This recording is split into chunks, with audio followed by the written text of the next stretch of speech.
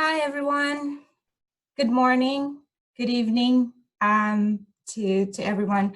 I know that you are joining from various places around the world. So welcome to Hack Hospitality at Home, organized by the School of Hospitality and Tourism Management at University of Surrey. Thank you for participating. To be honest, we were expecting a small number of people to join us, but we're very happy to receive so many registrations for this event.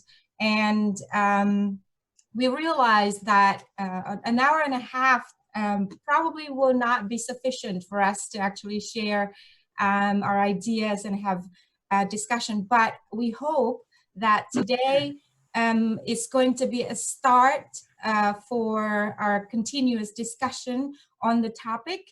And to me, I think what I'm particularly happy about is the sheer number of participations demonstrate that all of us really care about the industry, and it demonstrates that we are, we're in this together, and we show the message of unity and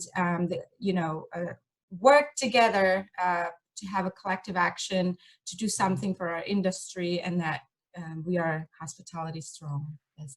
And so before we start, my name is Tussyadiah.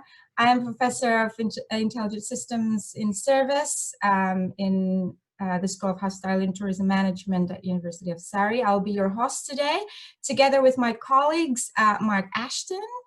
Mark, would you say a few words, please? Hi, good morning, everyone. I'm Mark. I'm a teaching fellow in the School of Hospitality and Tourism Management. I work with IS, and I teach hotel operations or hospitality operations generally. And I've got an interest in technology and new technology and how that's going to be incorporated into service design. Perfect, thank you. I also have Aaron and Aarni. I don't see them on screen, but Aarni, if you're here, would you like to say a few words, please? Aaron as well. Yeah, hello, I'm Aarni. I'm a PhD student at the SHTM. I'm looking at using service robotics in hospitality. So yeah, very interested to hear how you think this situation will develop and how that all will impact automation, both, in operations and in other areas as well. Thanks. And I'm just going to very, very quickly summarize the industry challenges that have been proposed during the registration process. And I looked at it from this timeline, the angle of the challenges. So some of the challenges are those that the industry is facing now during the lockdown. And then there are challenges that are for the immediate future when the lockdown is lifted, which could be in a matter of weeks or months. We of course we don't know yet, but those are some of the challenges that you have suggested that we address today, hopefully. And then there are also challenges for a more distant future. So in the document that I distributed to you earlier, there was a question about, what is where is the industry going? How is it going to be in 10 years from now, for example, because of this pandemic? So looking at this, it's really about thinking or kind of envisioning what the impact of the pandemic will be in terms of severity, and how that would influence the ways that people approach hospitality and other related businesses and consumption, and how the industry needs to actually respond to that more strategically. So I've looked also into the suggestions from all of you and kind of categorized some of the challenges into these four interrelated dimensions or aspects. So challenges that are related to the market. So it's really about gaining trust again from consumers, how consumers will change their attitude and behavior, especially with regards to health and hygiene, for example. And then one of the things that I think also find important is really to how can we more accurately predict the demand? How can we use data to provide more accurate forecasts for demand, for example, in the immediate future and in a more distant future?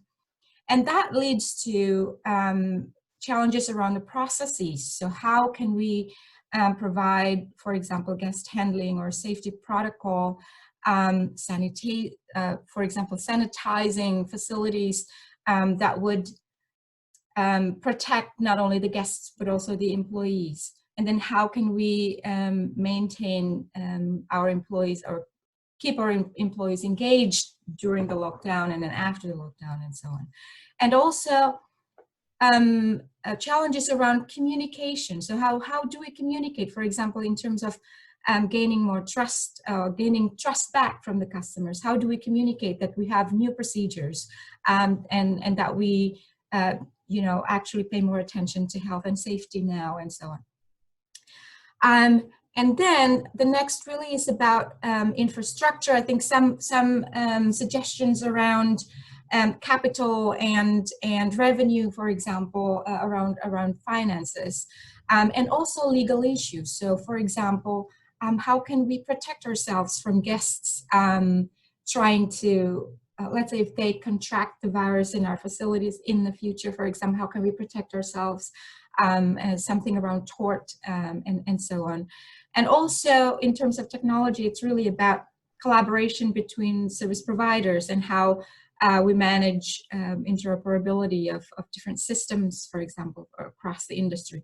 And then one of the things that I think that is very important really is some of you really wrote about that this is the time for us to actually think more strategically so that we can relaunch and rebirth the industry to be more sustainable. So to pay more attention to, for example, the well-being of employees and guests, and to be more sustainable in general. So with that, in terms of technology solutions, I think some of you would like to actually talk about technological solutions for now. So how we can use technology during COVID-19, during the lockdown, during the social distancing, when social distancing measures are implemented. So things like, you know, how can we use home delivery apps and so on, or virtual tours for tourism, and so on. And then technical solutions that could address challenges in the immediate future, for example, with processes that I mentioned earlier. So a few other things. These are some examples of the questions posted during the registration. So technology solutions for safety and hygiene, for trust, ensuring safe social distancing for guests and employees in the facility when we reopen, how to process on-site outbreak, for example, and how to control service environments according to health standard that includes not only restaurants, hotels, airports, and so on.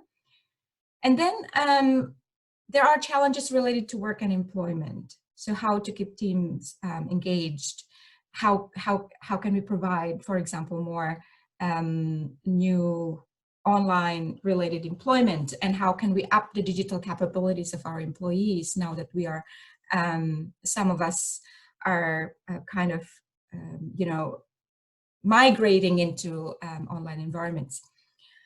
And then also related to talent recruitment and retention issues and training issues, because now I guess we have to provide a little bit more different training due to the risk with the pandemics and health and so on.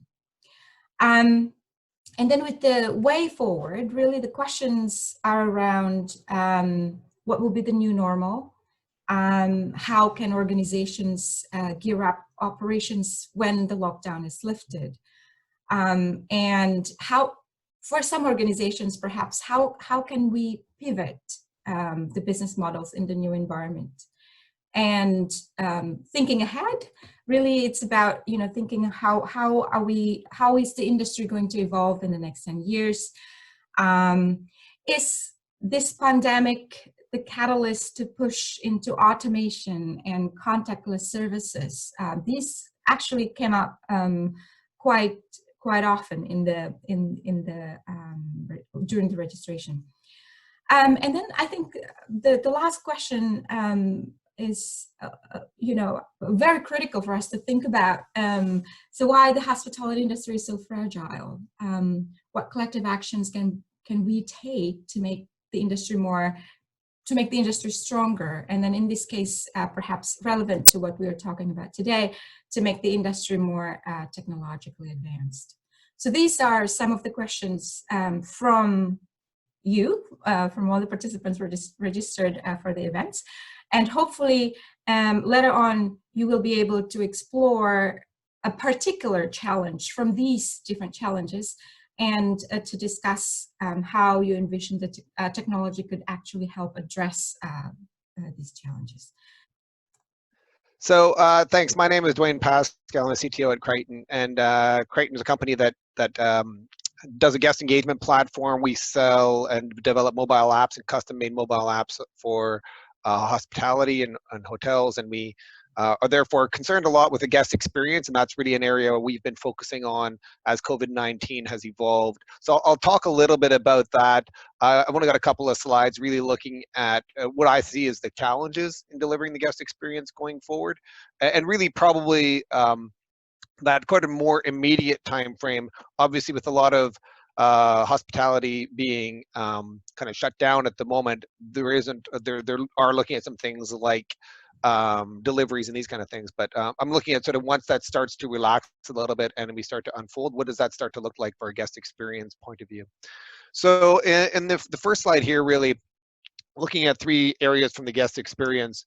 One is the kind of communal contact items. So as COVID-19 will still be probably with us for quite a period of time, probably at least for another, people are saying 18 to 24 months before, while there's still going to be concerns about it, maybe even beyond that too. It's hard to predict exactly how long people are going to be concerned about that level of engagement. But, there'll be fewer, people will be looking probably for fewer communal contact items. So we think about things like what's in a room, for instance, remote controls or info booklets, tablets for controls, air conditioning, like all these things that people will have as touch points they're pretty familiar with.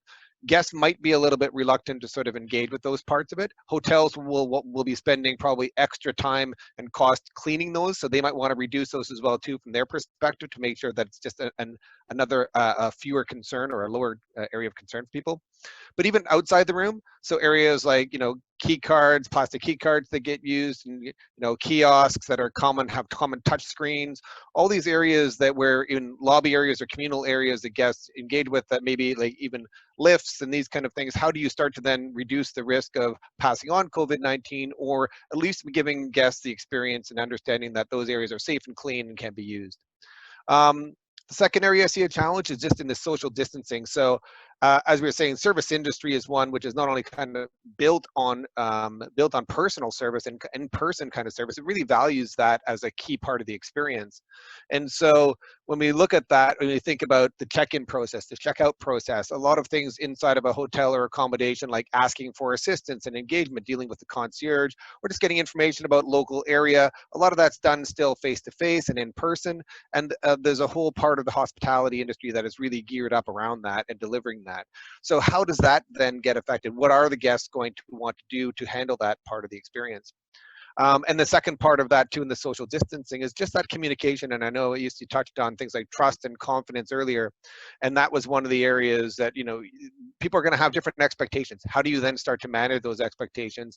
And for a while, it's going to be very inconsistent probably across your guest experience or your guest customer segments. People will have different levels of demands based on their own health, their own maybe their own expectations, what their level of comfort is. So how do we manage all of those and be able to answer all those questions, maybe when we don't know what those questions are going to be at this time? So there's a lot to be sort of considered about for getting involved with that level of trust and confidence and engagement from your guest point of view. Finally, with the guest spend, those spending patterns are almost certainly going to change as people come into the hotel.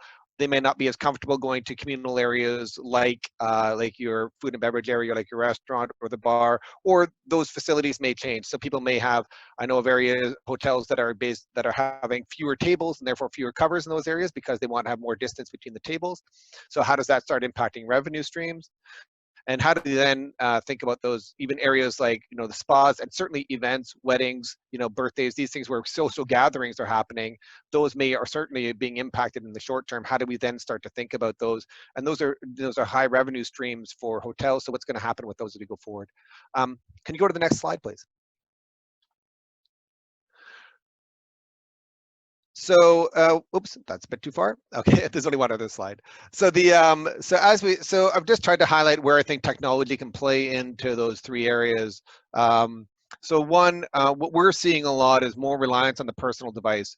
So what has already been a transformation to digital in hospitality seems to be, we think that COVID-19 is certainly accelerating that. And I think you touched a little bit upon that, how we're seeing this as perhaps the precursor to, or the motivation to drive a lot of that technology adoption. Things like digital door keys, things like self check-in, things like perhaps payments being done more contactless, or how those are being managed in terms of a digital things. We know we got things like strong customer authentication coming down the pipeline anyways. That's going to complicate matters. How does digital help in that regard? With things like, and again, consolidation to the mobile phone. So that's one area of technology that guests are very comfortable with. They will continue to use their mobile phone. So we see that there's a lot of transition towards things like information being provided on that device, room controls. How do you engage with customers in that one piece of technology, or in that main piece of technology they can use? The second area there, when we talk about social distancing and really focusing on that idea about over communication. So customers are going to want to be able to ask a question really easy and get a quick response to things about sort of either everything from kind of, okay, I want to confirm that my booking is still happening, to what's the process once I get in? How do I make sure that the room is clean? How do I make sure that if I have any health concerns, that who do I bring those up to? How do I maybe understand what's going to be the process inside the room? Do they even, some rooms will, a lot of people in hospitality will have things like coffee and tea. Do I want that inside my room? Do I not want that inside my room? Or maybe I want a different level of service provided in that. Excuse me. And so so that whole process of communication, I think, is going to be really important. And again, going back to how we basically provide those levels of service using possibly the device, or what other technology means can be used to provide that level of comfort for people. The second part of that, to be adapting new processes. So technology can help. So even if you don't have digital keys, or you don't have that level of information, how do you think about those processes now, where instead of somebody maybe coming to the front desk and engaging with a person, maybe they've sent an email and you then let them know that their key is available for pickup in an envelope at the side of the desk or something, where there's less engagement or less touch points. Things like credit card capture, another one where people might come in and use the touchpad, but maybe there's you think about putting your credit card machine out a little bit farther from the desk, or there's other ways of managing that process, and then communicating to people how that process is going to work going in. And speaking of those processes, I liked Aarni's point about kind of automation in these areas too. How do you do this? All of these processes, you're going to have to think about how do we do them well in a way that is automated, so that they're cost efficient for the hotel as well, because they're going to have to be adapted as we go. And finally, just around the guest spend, so innovation around increased RevPAR opportunities. So I think that what we're seeing, personalization has always been a key factor for hospitality going forward. I think technology can help us deliver that even further. And as we said, everybody's expectations are going to be probably different as we evolve through this COVID-19 situation. So what they would expect or want inside the room, or how they want that process to work, might differ based on their health or their experience and their conditions. So we're going to be pretty adaptive to that. So the more you might be able to adapt to those responses, you may be able to get some opportunity there for revenue in there too. Maybe instead of, for instance, providing a communal set of, bath products or tea and coffee, you may say, well, look, we can provide you, we can purchase them, or you can purchase them from, a local shop, and we can put them in the room for you. And then they're just yours for you to keep and take home. And it's not had as many touch points, or there's areas like that. things like room service and delivery. So people may feel like I want to order room service, or they may want to just do you want to just have more deliveries from local restaurants and areas around, or shops around the area. Local events and travel as well too. So you think about transfers from the airport, a lot of that would have taken place on public transport. Do people still want to do that, or can you help them arrange transport that they're more comfortable with? So again, different areas around that, and maximizing the entire guest journey. So it's going to be more critical for optimizing those opportunities to think about the entire part of the guest journey: pre-stay, in-stay, post-stay. Where do you start to see that there's opportunities to perhaps engage with the customer and drive different revenue opportunities? So I don't know how I'm doing on time, but that was probably about 5 minutes, so I'll just cut it there. Thanks for having me. This really short presentation is a combination of some ideas that consumers were already open to prior to COVID-19 and some observations that we've noticed since the outbreak. So basically, COVID-19 is indeed having a growing impact on consumer behavior. Needless to say, we're all staying at home now, and that's resulted in food service operators having to pivot, change gears very rapidly to meet changing demands. Now, I'm speaking from a UK perspective of the food service industry, so it's all about consumer behaviors and decision-making process when deciding where to eat. So let's start with the first slide, please. All right, so I've, now without, not trying to downplay COVID-19, it's definitely a very devastating pandemic, and there are bound to be some really negatives to emerge, but if you're going to look at more future facing, there are definitely, hence I'm calling it, COVID-19 is spurring innovation. Innovations that we've already noticed and we've pegged them as something to watch for the next 10 years suddenly are being accelerated very, very rapidly. So it's happening right now in real time. So the three things that I've really picked up on are delivery, and I'm calling it very aptly, it's time to deliver on new ways of getting food to consumers, as well as hygiene. So a lot of that theme has already been raised by ears as well, about hygiene and the urgency of having to use that as a key talking point, as well as last but not least, a virtual experiences. So what we're doing right now is a virtual experience, something we can all relate to, and we've made some, we've noticed some very interesting usage of virtual space to connect with people and brands. So can we go to the next slide, please? So delivery. So operators have indeed changed gears very, very rapidly to home delivery and takeaway functions in response to COVID-19.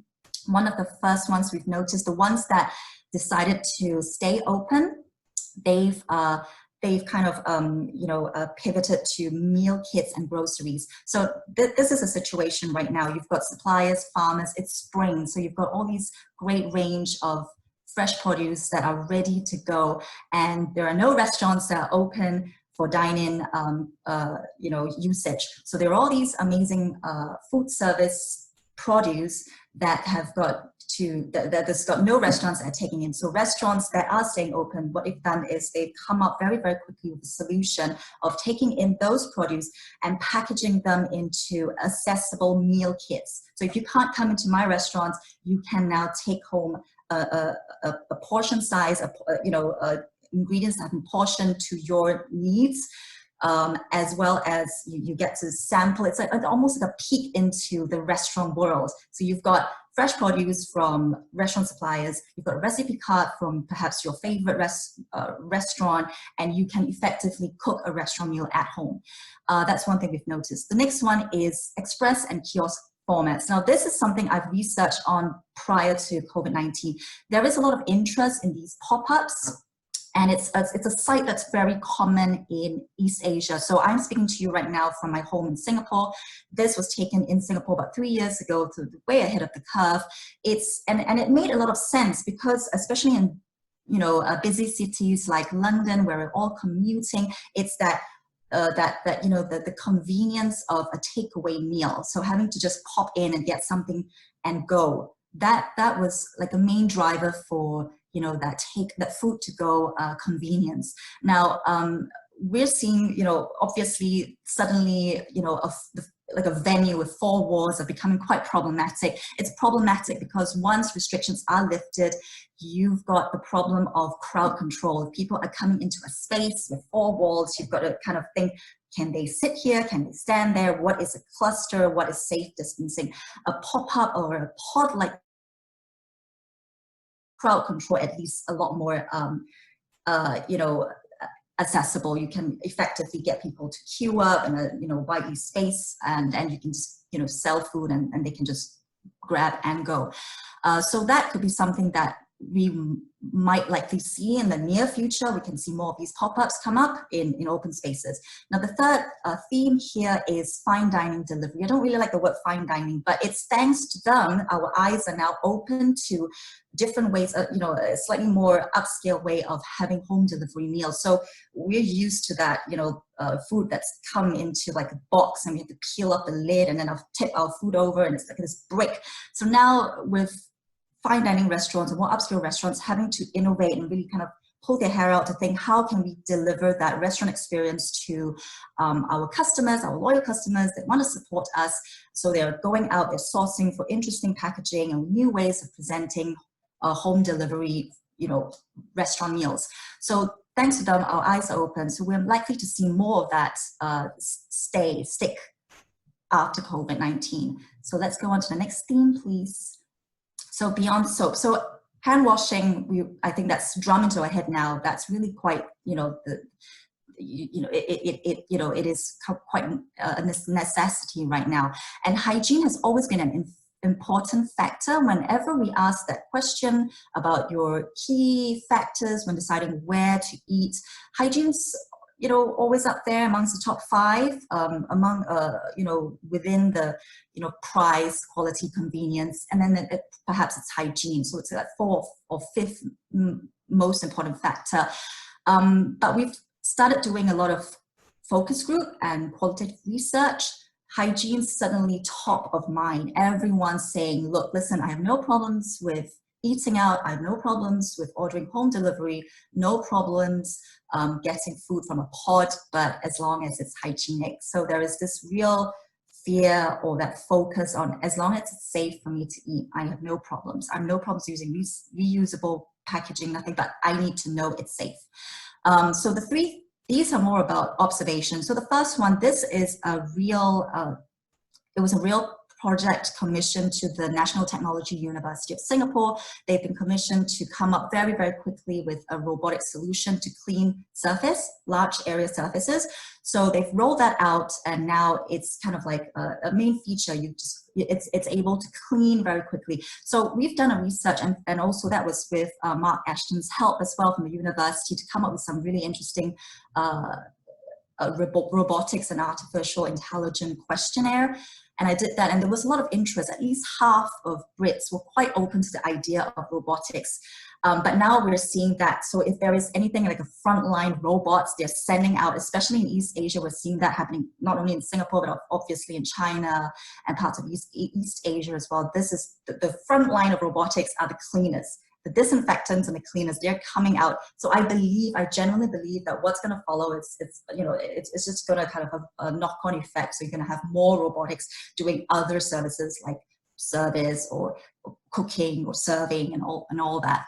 The next one is that no-touch solutions. Again, having been back to Singapore for about a month now, I've been really bowled over by the banking. It's like the banking technology, how advanced it is right now. They've been using it for years now, like scan and pay. So again, it's that no-touch solution. It's not just about payment. It's about, all the touch points about, how you get food delivered or how you place an order or how it's basically there's no need to pick up a pen, or there's no need to touch a keypad. So solutions like that are going to assuage any fears that people are going to have about touching things that they don't, just that general fear. So that's one thing. Now, rethinking packaging. Now, packaging, so before in the UK, before that fateful day on the 20th of March, when the Chancellor said that they're going to give us some grants, stay home, give us some grants, it's fine if you shut your business.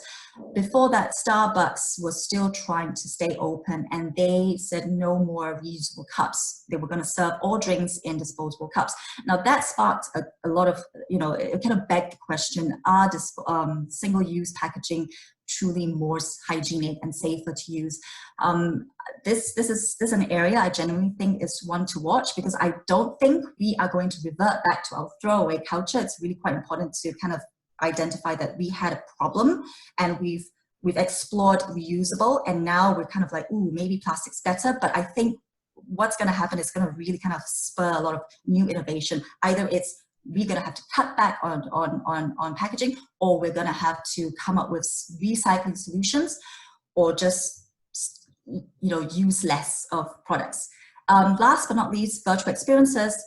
But the two things that I've noticed is us as consumers, we are using a lot of that to engage with our friends. So there's a lot of opportunities for, and I've not seen that yet, but I've noticed that there are some restaurants, again, it's that fine dining, it's restaurants that can do that, that they're suited for that kind of tasting menu. So it's a journey. So chefs are saying, all right, if I've got 15 of you, I've got 15 guests, I can, have a Zoom kind of a session with my diners, and I'm going to walk them through each dish. So that's also coming to the fore in certain markets. So there's a lot of potential for that kind of group chat, virtual, like wine tasting or dining experiences. The second one is I've noticed this use of social media. Brands, chefs, they're turning to social media and using it positively to entertain, to educate, giving simple, practical, recipes or how-to demonstrations on or just doing something together with us. They're using it positively to brighten moods, to inspire, and to educate as well. So these are the kind of areas that we've noticed, and that's it, really, the three big themes and some of the observations that can hopefully spark some ideas. Thank you. Great, thank you. You can go straight to the next slide. I didn't really want to talk too much about who we are, but I always just put my first slide as who we are as a company. First thing to say is kind of continuation of some of the points that have been mentioned so far, especially by Trish, in terms of how we're going to deal with service delivery. So service delivery is obviously going to be something which is going to change in terms of the way that food and drinks are pre-ordered or delivered. There are some very rapid innovations happening. So there is a UK-based company called Kitchen Cut, and they've developed a great program which is enabling quite a lot of businesses to very rapidly move towards allowing people to pre-order food and then have that as a collection or as a delivery item. So that's where technology is going to play a big part in terms of allowing businesses to get back up and running quicker than they might have done. I think that service delivery also relates to some other environments that maybe we think less about. So if you think about, say, a hotel environment, and we think about something like a lounge or an executive lounge, historically we would have had a big arrangement of food and drinks, and it would have been very much self-service, and everyone's very comfortable with that. However, now there's going to be a big resistance, I feel, for people to do that. They're not going to know how long the items have been there and how much other people have interacted with it. So again, there's an avenue there where technology could be brought in. So potentially, if we take a hotel lounge, for example, integrated into the app for the hotel, we could have the ability to say, these are the items available today, click here to order these items and they'll be brought to you. So it's the options where we can say these are the ways that technology can help us get around the issues that we're looking at. If you can move to the next slide, please. Thank you very much. Next up, I know we're talking a lot here about cleaning standards, and that's something which is going to be covered a lot. Now, I think from my background and our background as a company, the major way that I see technology having an impact here is the way that we deliver training and development. So obviously this is something which has historically been done. So if we think of hotel context, there are many things like housekeeping certificates and things like that. So many of the major hotel chains have already been doing these things, but this is only going to make sure that we step those things up.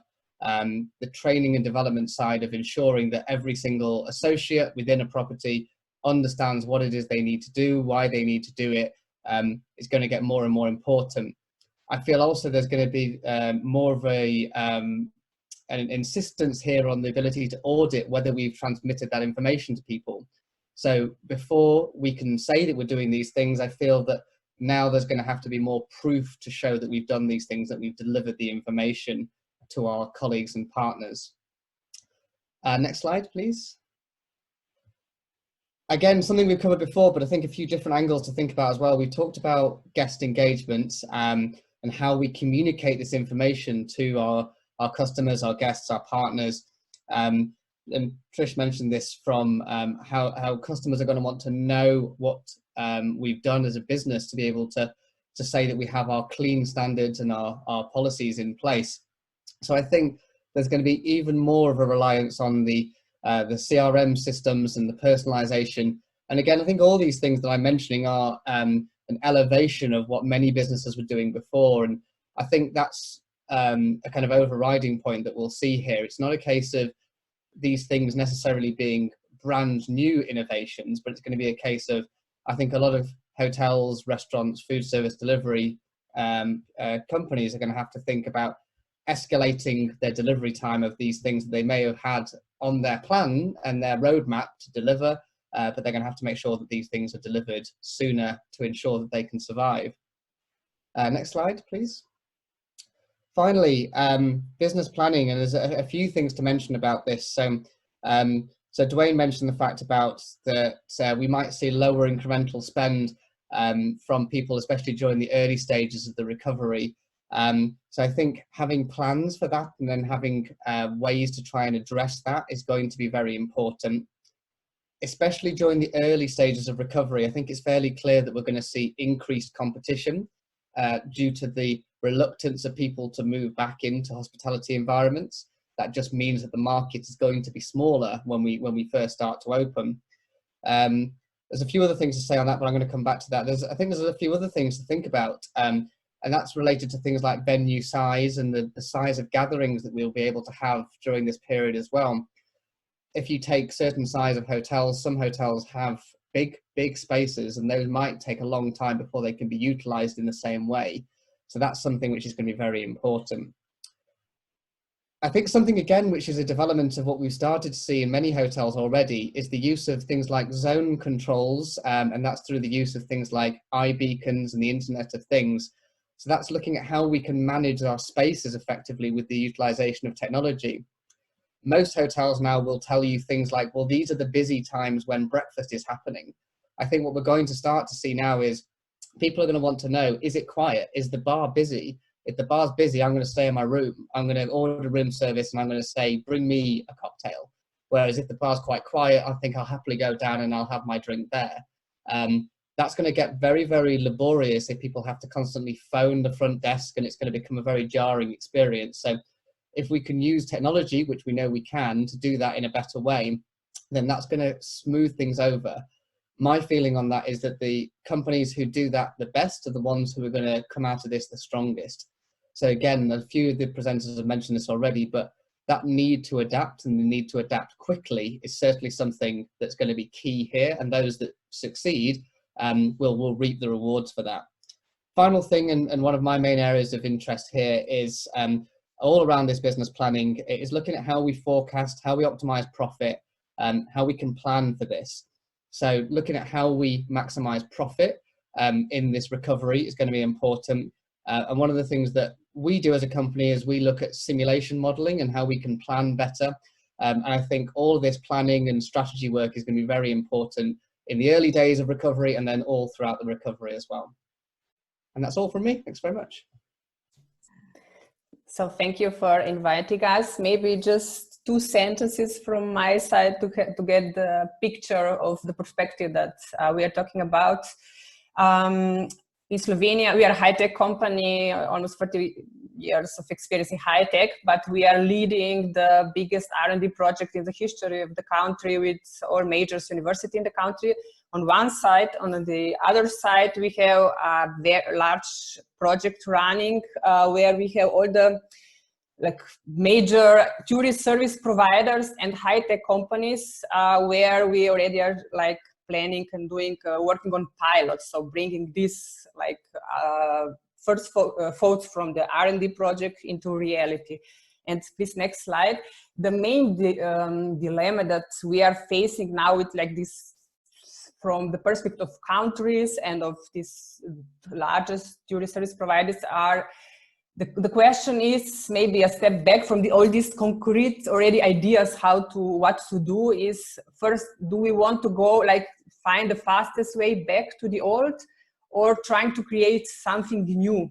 What kind of tourism? And please, next slide, is this idea that we are like promoting for years now, is tourism something built around the tourist? Is tourist the king?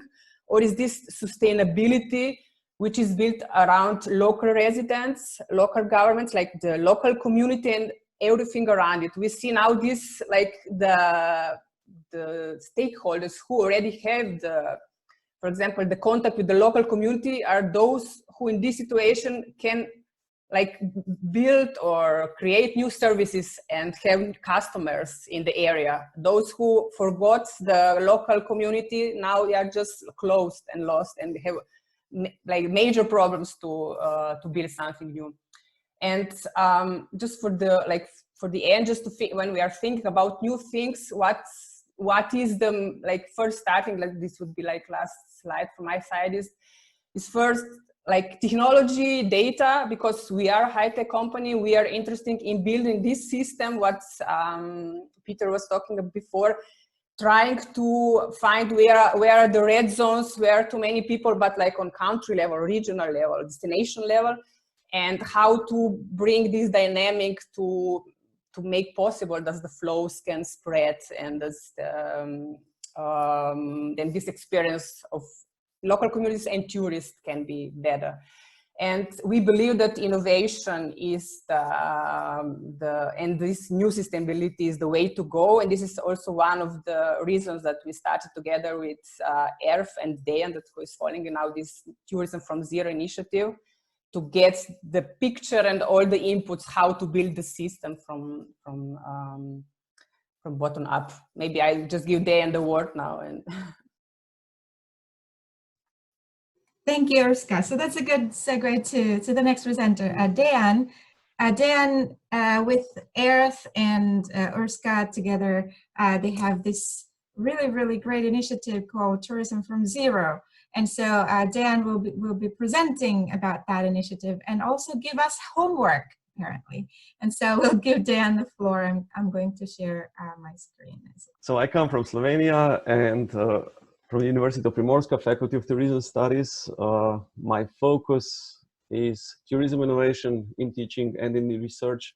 That's also the reason why we established, from other colleagues from all over the world, from US to Japan, the so-called Alliance for Innovations, for Innovators and Researchers in Tourism and Hospitality. So we are focused on technological and non-technological innovation in tourism, and of course trying to organize different projects and events. And one of them is this Tourism from Zero project, which is in a way represented also by this picture, but it's has many layers of the message. It's Borrego Springs destination, which in itself is an interesting Tourism from Zero developing project, but this we'll be talking maybe later on. But just there are many, many levels of stories. What is happening right now, and please, you can go to the next step now. This is the thing we would like to know. It's really hard to see the future right now, but of course, what we can definitely do is listen to challenges all over the world and start developing solutions, as you have already suggested now for several presentations before. And the four main warming up questions we are asking ourselves and the whole world is, how should we imagine tourism now that we have an opportunity to reset the way we do business? Will there be any changes? Do you want any changes at all? And of course, whatever member of global tourism family you are, what are your challenges and concerns right now? And what are we talking today? What are the ideas and solutions that we can make it through pandemic and of course to some kind of a new future, probably not from zero at all, totally from zero, but of course with some new directions and ideas and ways of development. So the purpose of these two coordinators already mentioned, the Tourism for All Consortium, Urska is representing, and AIRTH, I already mentioned. So our purpose is first, like I said, to hear from everybody what's happening, then to analyze this feedback, start co-developing solutions, post solutions, and all the feedback we receive, everything, of course, for the purpose of rekindling tourism, hospitality, and everything connected to them in one way or another. Please, next slide, please.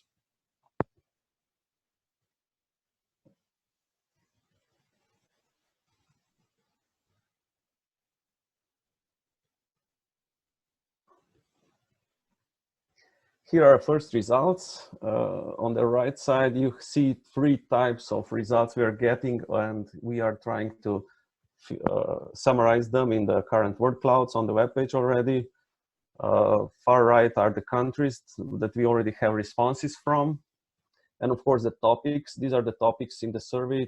What tourism means to everybody, what are the challenges, concerns, ideas, what we can offer to each other, what we need, what solutions we already know or have, what kind of exploitation we have sensed, and also other ideas or suggestions you can give us. In one of the roles, top right, point of view, so you can be inventor, you can be local resident, as Urska mentioned, researcher, student, tourism business representative, employee, convention office, event organizer, and tourist. So from different perspectives, if you can play with this elephant on our webpage already, and you can see the different types of emotions and expressions you will get from different roles for different topics.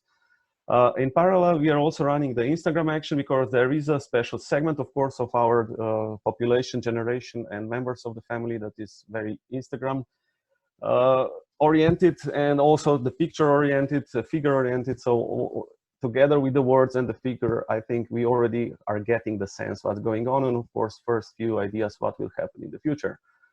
The last slide is about the most powerful things you can already find on the web page, and of course in the whole data we are gathering are the quotes. We are randomly updating them every few minutes on the web page right now already, so you can read and think and contemplate on things that people are saying in different roles from different countries, for instance. And of course we are also using the social media, and the most powerful ones we are also posting there. 2 of them are here on top right. For instance, a small company from Sweden just invested last year. This is their most busy season now. They're off, they're without customers. And these are the questions in yellow, what they're asking about right now. So how will the next winter be? What will they do? And the most important, the last sentence, to not know when this will end is the worst part, especially for them, since they are in the beginning of the investment cycle. So no backups, nothing, and don't know what to do in the next step right now. Another insight, for instance, from tourist from Germany, a single female traveler, again, different things she's thinking about and what she usually would not do. She mentions here she would go this time with a tour operator as an additional safety net, or maybe just visit friends next time that she will travel somewhere in the next season. And that kind of things, they are coming from day to day. And the last thing I would like to mention, you can check everything here, bottom right, TourismFromZero.org.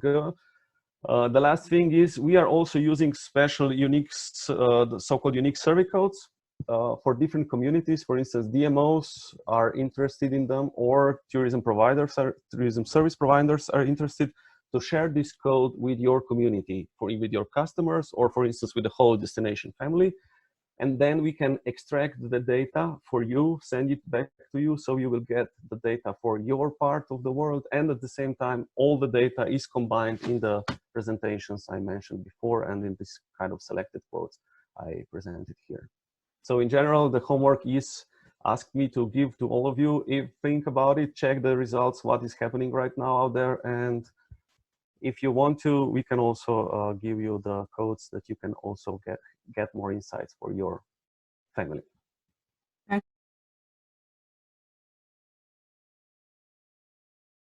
Chris.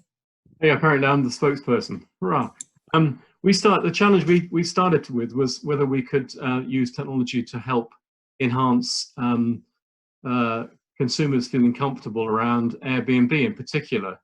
And quite quickly, I think we realized that Airbnb shares with the rest of hospitality very similar issues around confidence, around security, around getting consumers to feel confident to go back and either travel or eat out.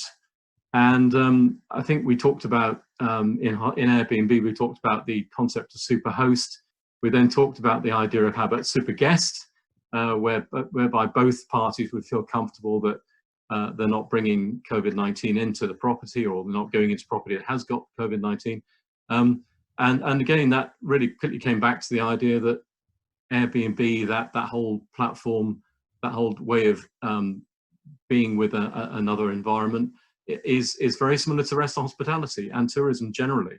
And that technology, if it's going to help, which it will, we think is going to be probably around how the use of particularly mobile devices, but also other technology, can help consumers feel confident, more confident that they will, when they go out, reduce their risk. Because people are talking about 18 months to 2 years.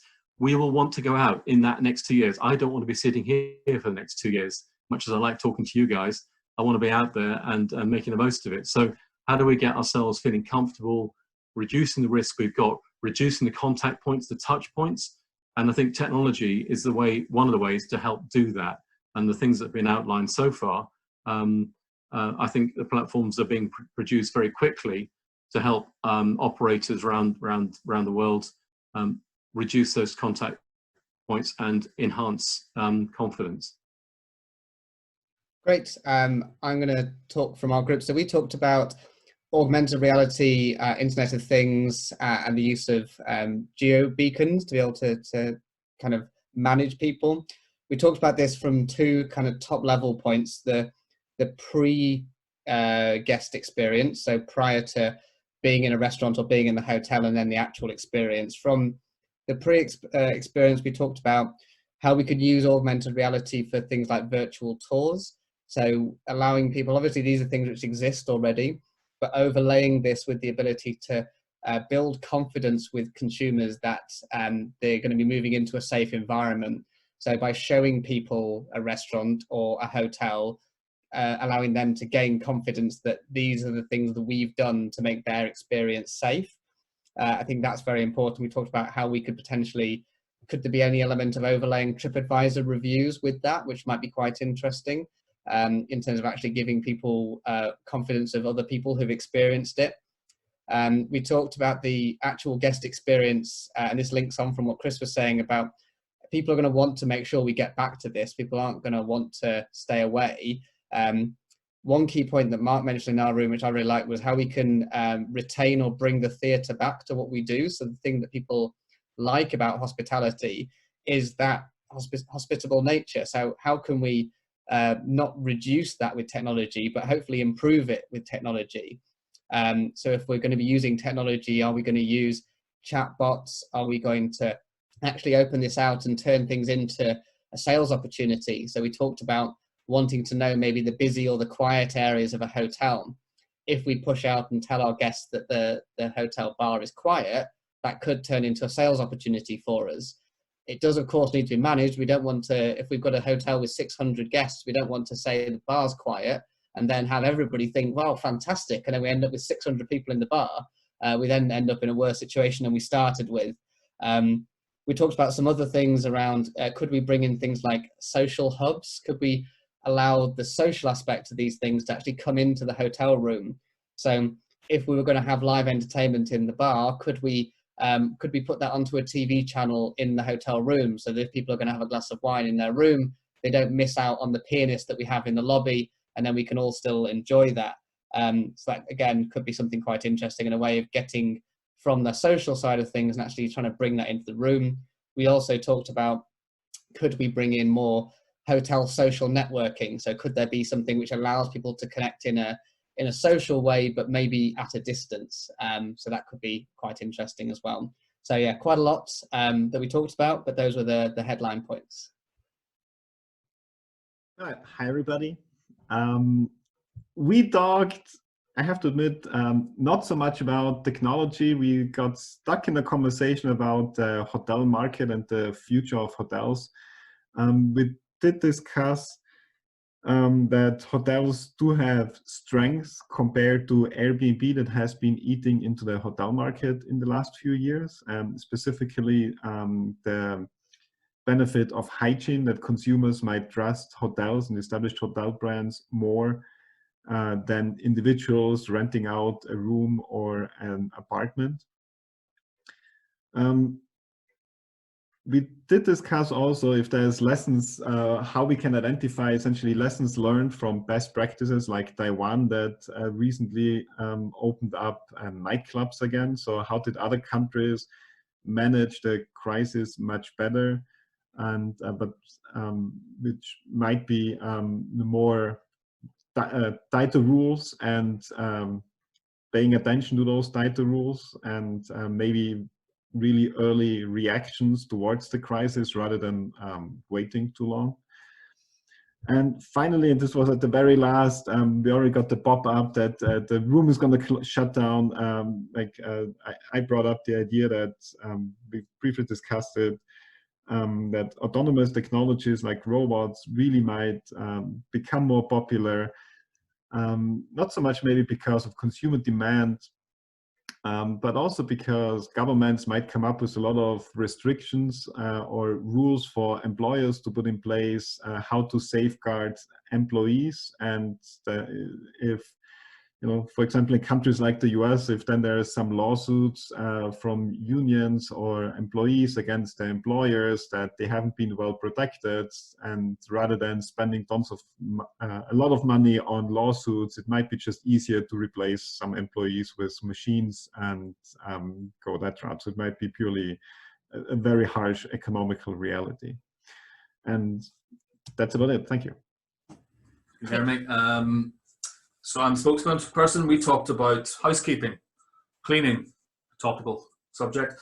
We talked about what we're seeing in the market is the likely phased openings of hotels who can only open certain amounts of bedrooms. They're going to have to turn the bedrooms around, unlikely in 24 hours. In some cases, it'll be for longer than that. We discussed the notion of having less stuff in rooms, which I know is something I discussed the other day with Dwayne and Criton, was that there's going to be less stuff in the rooms to clean, more flat surfaces, make it easier for housekeeping. We talked about contactless tech, which is theoretically great, but sometimes difficult for hotels to put in physically and in terms of connecting the systems together. There's going to be an expectation of a lot more deep cleaning. That's going to have to be logged. It's going to have to be auditable.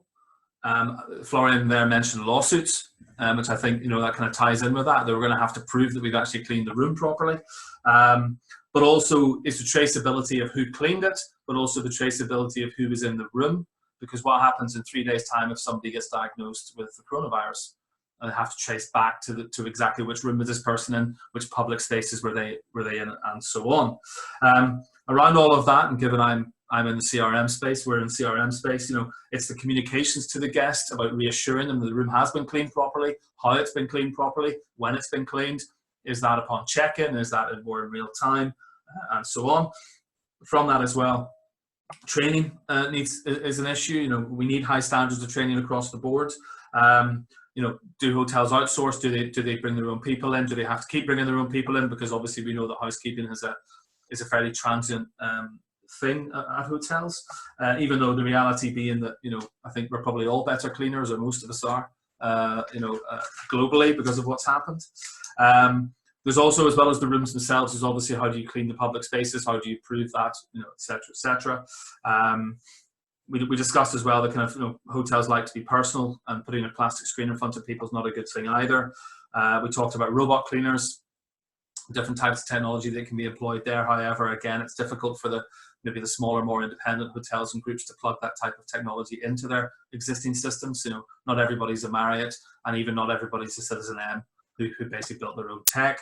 And finally, we discussed the potential emergence or need for an international standard of cleaning. So is there going to be an ISO of cleaning that comes out the back of this that everybody just signs up to? If you look at the stuff that Marriott are doing, they are already coming up with their own standards. And I think the market will just have to follow that very, very quickly. Probably, maybe not quite, but probably close to hospital level, or what we thought was good hospital level until about 2 months ago. Very quickly, I think a lot of the stuff that we discussed has already been mentioned again a lot around housekeeping standards, particularly in hotels, and how technology can be used to help with the training in of these new standards. We talked about if you're using contact tracing, if a delegate becomes ill on a conference and you're using contact tracing to connect with everybody else that was there, what's the implications of managing that data from a sort of privacy GDPR perspective. We talked about a health passport and whether that was a solution, but until a quick and easy test can be found that is safe, it's probably not so practical. And we also talked about the decision of delegates to attend events.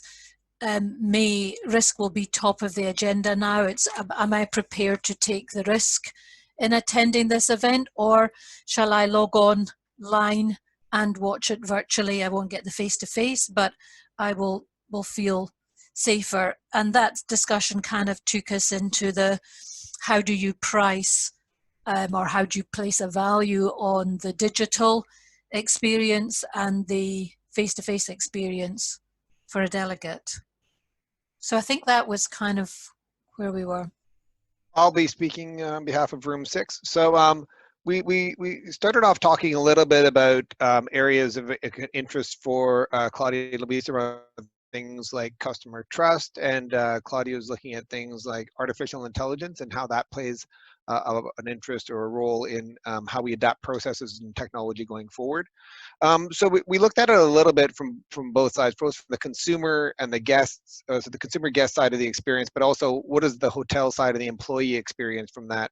So it was interesting in that even from the consumer and guest point, right from the beginning, there was an interest of, you know, people, while they want to adopt technology or are happy to perhaps adopt technology, they also want to ensure that employees are not suffering because of that. So there was almost a concern from guests about, well, am I doing things that will maybe impact the employees if I adopt certain experiences in the hotels, and maybe I don't want to do that. I want to have the best experience for employees even as a guest. So how do you make that kind of transparency happen? And so that brought us to a little bit of a discussion around just that, how do you continue to engage in that community support? We've seen a lot of community support with locally with when COVID-19 has spread, and how people have been willing to adopt and support their communities. So how can technology perhaps help that and give guests the transparency and the communication that they can understand, look, here's how we operate, here's how the employees are treated, or here's how we are, you know, here's how your engagement in the hotel maybe helps or benefits the employees, as well as perhaps local restaurants or local area support as well too, for independent shops perhaps, or independent providers. We also discussed a little bit about health standards and some of the areas people have touched on, and this is relative to like a kind of an adoption of a standard or communication. And that's all about, again, increasing the trust that guests have in going back into the hospitality sector. How do we deliver that? Now, some of that's going to be through adoption of recognized processes or recognized brands. We're taking like certification or processes that people can look at quickly and go, you know, like when we see things that are, especially with hospitality, that are, you know, things that are certified or having, you know, guarantees or backings behind them, we need to, if we can understand immediately what those guarantees or backings are, then that short circuits that level of understanding, and we know therefore that if there's a brand or something on it that says this is, you know, been health certified to a certain degree, or iOS, or then these kind of things are very helpful for short circuiting that. And so finally we went into, I guess, some of the areas around, as this brings about sort of adoption of new processes and new technology involved in the guest experience process, we discussed a little bit about, well, how is that going to actually work or feel? Because there are times where, you know, will people feel comfortable adopting new technology? Maybe even people in different age demographics, and that led us down two different conversations a little bit. One was, you know, we often come into this as the hospitality industry, and we say things like, oh, how are we going to adopt technology? But if we look at where people have been successful in these areas, it's not about adopting technology, it's about sort of delivering better service for customers or for guests. And that where the technology kind of helps enable that, customers generally will get engaged in that and adopt those kind of technologies, mainly because they understand the value proposition. They understand that I'm yes, there is a transition or something I'm doing differently, but I understand the value that I get from doing that. And that was also true. We felt like things like, Dejan had talked about areas in technology in the past where he said, like, if you look at every large-scale adoption, there was always fear about sort of how these things were going to work, but people went from cars, adopted cars and away from horses, and that took place over a period of time. But even like recently with COVID-19, people have jumped onto Zoom and other forms of, video conferencing, partly because you get inhibited by these certain conditions, and you understand there's a value proposition on the outside, and you also see other people doing it, right? So lots of people have become more comfortable with things like Zoom because they've seen the social signals that other people are doing it, and that's a big thing about raising confidence as well too. People will start to maybe go into hotels, they see their friends, their families, other people they know, their colleagues traveling or going to and saying it's okay, here's what they're reporting back. So the other thing that's interesting is how do we start to raise those levels of social signals inside some of the things we can do as hospitality, right? So, and maybe and there's areas there we can start to adopt things like AI, or where the data sources are behind that can actually both be helpful in terms of adopting the technology, but also being transparent with users about either what data we're gathering about them or about other people that helps them or helps us surface the services they need and helps them adopt new technology. So if we say things like, 100 other people have booked in the last week, that could be a very, very reinforcing value for someone to go, okay, it's not just me, I'm not just looking around by myself, I know there's other people booking, or even if it said like 25 other people from, Edinburgh have booked or something like that, then people go, okay, other people in my community have done the same actions, more readily to adopt that. So. That's where we ended up, but so we didn't get much into the systems, but we did talk a lot about, I guess, what all surfaced to me around things like data and artificial intelligence kind of fit in the background of a lot of what we're talking about, because where do you get that data from and how do you surface that as part of the guest experience? Right. Okay, so we had, I think, about three kind of major areas. One was around, so we talked about social distancing effectively within sort of three major areas. One was sort of the public sector element, where you don't necessarily need a revenue determinant. So things like museums, transport effectively, where you're not necessarily looking at the net, the net grossable take home in terms of revenue, because then potentially could be easier, relatively easier to put social distancing in place because you haven't got that thing hanging over your head as to how much revenue you're going to take. So certainly sensors can actually help look at capacity planning, capacity fill, social distancing effectively. So that potentially be an element there. One element as well was a element around standardization, particularly around sort of the branded hotels. So we had a collection of franchise hotels and independent hotels. And then certainly in some of the situations, in order to maintain social distancing, you have self-check-in, sort of a keyless locks effectively on room doors effectively. But not in others. So what does that mean in terms around brand integrity, and how much of the brands actually push standardization of that sort of technology where it already exists under that brand into areas where it didn't actually not actually adopted at the moment.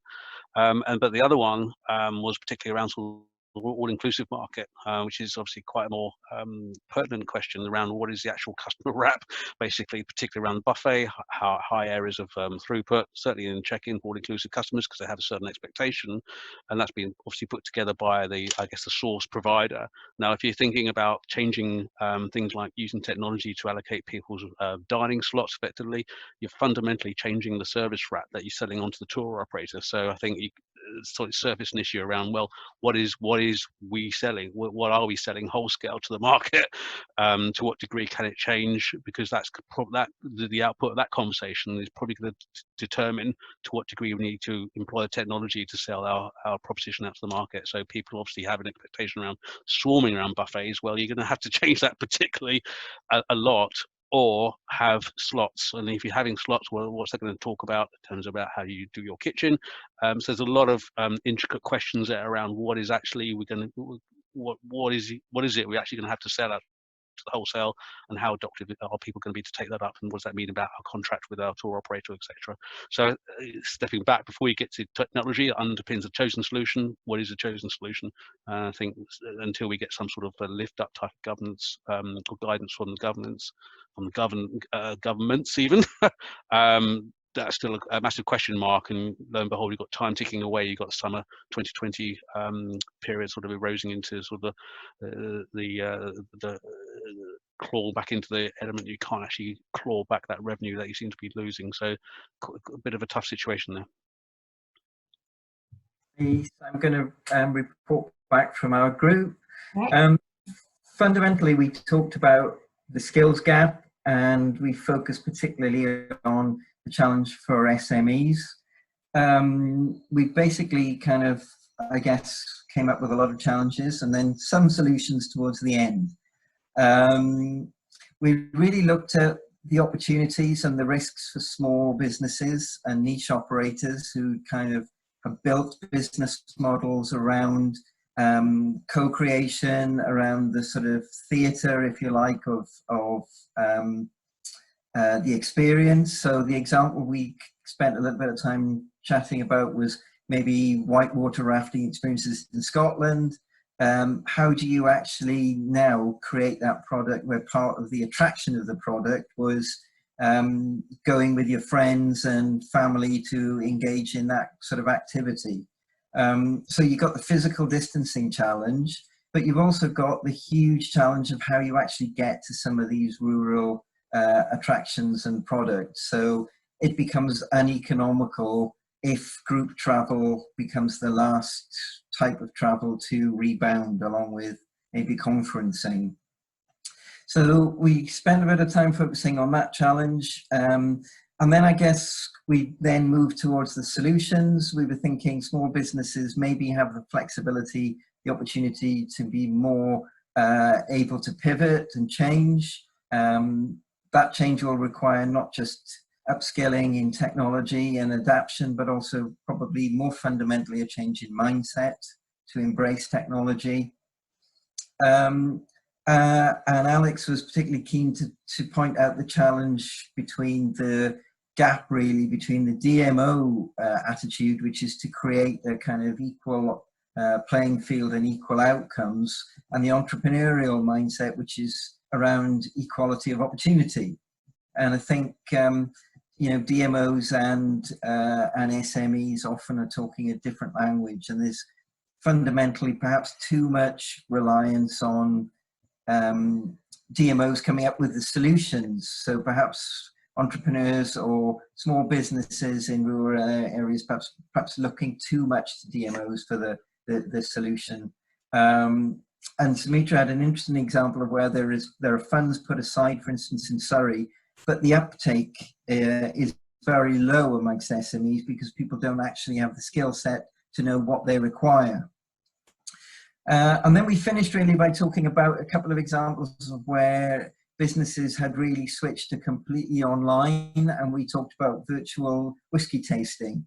So you can see the Scottish influence in the group. We talked about a company that had now switched to Zoom whiskey tours, whereby they send out the product and everybody engages in a virtual tasting. So, you know, there are already examples of companies that are switching to a very successful online business model. Lots of ideas and solutions. I think we actually almost, I think, 1 minute past the allotted time. So thank you for still being here. But before we close, I think I'm not sure if Aarni, do you want to share what's on the chat, what's been discussed on via chat that we have not discussed yet, or probably a few words? Yeah, thank you everyone for engaging in the chat function. I think most of the things have been mentioned already. One that hasn't is the cultural lens to all of this. So how might different cultures take up these new ways of, you know, engaging with services? So that's something to consider. But I think everything else has already been said. Have a look at the chat for a recap. Yeah. So what's going to happen next? We're going to summarize the discussion. We're going to share the slides. Hopefully the presenters are okay with it. We're going to share the slides and probably a short white paper of some sort with the summary of our discussion. So this has been, hopefully everyone found it useful. I'm very happy with the discussions and the range of topics that we covered today in this almost 2 hours. So that's what we're going to do. And some of our participants have already left, but they are also eager to, to continue the discussion. So I will send an email to everyone later on also to, if there are interests in building a network and continue to discuss more into a particular issue, I will send an invite and let everybody knows. And perhaps we could do one more or more of these events, but maybe focusing on a particular challenge, so that we can have a more focused discussion and more of a hackathon instead of just a 20-minute one. But thank you very much for participating today. Have a great rest of the day, and I'll be in touch. Thank you, and thank you also to the to all the hosts. Thank you. Thank you. Thank you. Thank you. Congratulations. Thank you. Thank you. Well done. Have a good day, everybody. Thank you. Bye. Bye. Thank you. Thank you. Thank you.